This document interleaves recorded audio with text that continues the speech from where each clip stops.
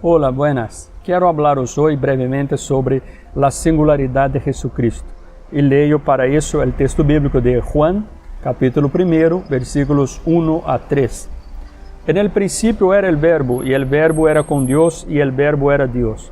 Este era en el principio con Dios. Todas las cosas por Él fueron hechas, y sin Él nada de lo que ha sido hecho fue hecho. La singularidad de Jesucristo. Los cristianos durante el siglo I pasaron por increíbles atrocidades, persecuciones, muertes, asesinatos y torturas. Ellos se negaban a confesar a Jesús y a confesar a algún otro Dios. Tomemos como ejemplo Policarpo de Esmirna, un cristiano, líder de una iglesia cristiana en Turquía, que fue traído a la presencia de las autoridades romanas y fue convocado a ofrecer incienso al emperador en un acto de culto y a decir, Señor Emperador. Pues él se negó rotundamente, dijo que nunca iba a renunciar a su fe única y exclusivamente en Jesús, que no había otro Señor, y cuando se negó a ofrecer incienso al emperador, fue quemado vivo por su fe en Jesús. Pues bien, actualmente tenemos muchos maestros y muchos señores. Hay opciones, por ejemplo, vistas como religiosas, que se proliferan, se multiplican en el escenario urbano de las grandes ciudades y de las pequeñas también.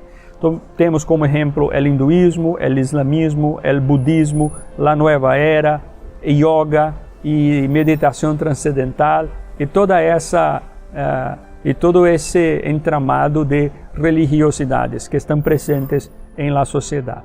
También hay las opciones que son consideradas no religiosas, como por ejemplo la persona afirma, yo soy buena persona, yo no mato a nadie, no secuestro, no daño a nadie, por eso soy una buena persona. Entonces, de entre las opciones religiosas y no religiosas, ¿por qué Jesús es tan estricto a ese respecto? ¿Por qué uno tiene que confesarle solamente a Él y a nadie más? ¿Por qué creer en Jesús únicamente si hay hoy una multitud de opciones y creencias? ¿Por qué Jesús exige esta fe tan singular y exclusiva? Pues bien, ese es el tema de nuestra meditación, la singularidad de Jesucristo. Y para seguir, como hemos leído en el texto bíblico, es importante que nos demos cuenta de algo. El primer versículo del Evangelio de Juan dice, en el principio era el verbo y el verbo era con Dios y el verbo era Dios. Me gustaría analizar esa primera expresión. En el principio era el verbo. Pues bien, ¿sabe por qué Jesús es tan singular? Porque primeramente Él es eterno. La eternidad de Jesús está enseñada, mostrada de manera muy clara en el Evangelio de Juan y en la Biblia toda en general. En el principio era el verbo. Juan fue un apóstol que era de los amigos más íntimos y cercanos de Jesús. Él escribió ese evangelio más o menos en el año 90, obviamente después de Cristo, y él registró 7 señales o milagros de Jesús para enseñar que Jesús es Dios como segunda persona de la Trinidad, el Padre, el Hijo y el Espíritu Santo. Y él mismo dice cuál es el objetivo, su meta principal cuando escribe ese evangelio. En Juan 20:31 está escrito, estas señales se han escrito para que ustedes crean que Jesús es el Cristo, el Hijo de Dios, y para que al creer en su nombre tengan vida. Está en Juan 20:31. Lucas escribe a los griegos, Mateo escribe a los judíos, ¿vale? Marcos escribe a los romanos, Lucas escribe a los griegos, pero Juan escribe a todos indistintamente de su etnia o de su nacionalidad. ¿Por qué? Porque para Juan su objetivo, su meta es enseñar que Jesús es el Hijo de Dios, la segunda persona de la Trinidad, y que cuando uno pone su fe en Él, pasa de la muerte eterna a la vida eterna. Pues bien, los otros 3 evangelistas hablan o empiezan a hablar, a enseñar sobre Jesús a partir de su nacimiento, de su encarnación. Pero Juan empieza a hablar de Jesús desde antes de la creación, muchísimo antes de su encarnación, porque él empieza a hablar de Jesús diciendo que en el principio era el verbo. Es decir, el principio aquí es el tiempo antes de la creación y dice la palabra de Dios que Jesús ya era. Es decir, que Jesús es eterno, que Jesús no tiene principio, ni medio y ni fin.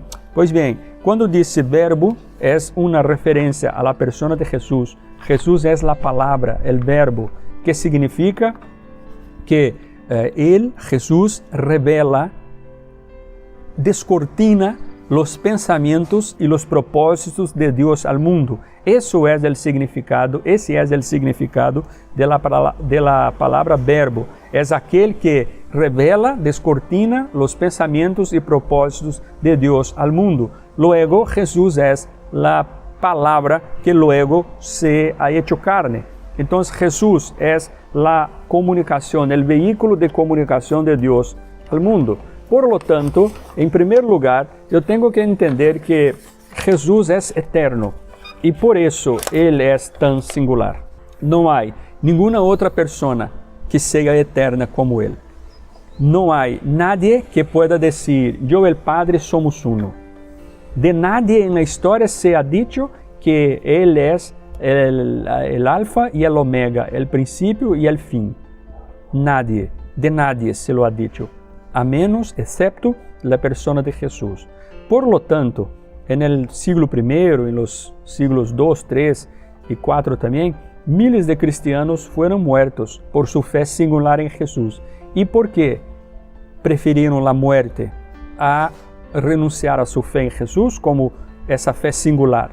Porque creían, porque entendían y aceptaban que Jesús es eterno. Por lo tanto, ¿por qué esta fe exclusiva en Jesús? Porque Él es el único que tiene eternidad como autoridad para presentarse como el mediador, el redentor, el salvador y el único Señor. Por lo tanto, yo te invito en esta meditación que renuncies a tus dioses, a tus señores, a tus señoras, sean ellos personas o bienes materiales, y ponga su fe en Jesús, porque en el principio era el verbo. Antes que Abraham existiera, Él ya lo era. Él es el que estaba en el principio con Dios, el Padre. Por lo tanto, ¿por qué Jesús exige una fe tan singular? Porque Él es de eternidad a eternidad. Que Dios te bendiga, te aclare y que el Espíritu Santo nos convenza, nos capacite a creer en Jesús como el único Hijo de Dios que es de eternidad en eternidad. Al final, en el principio era el Verbo. Que Dios te bendiga.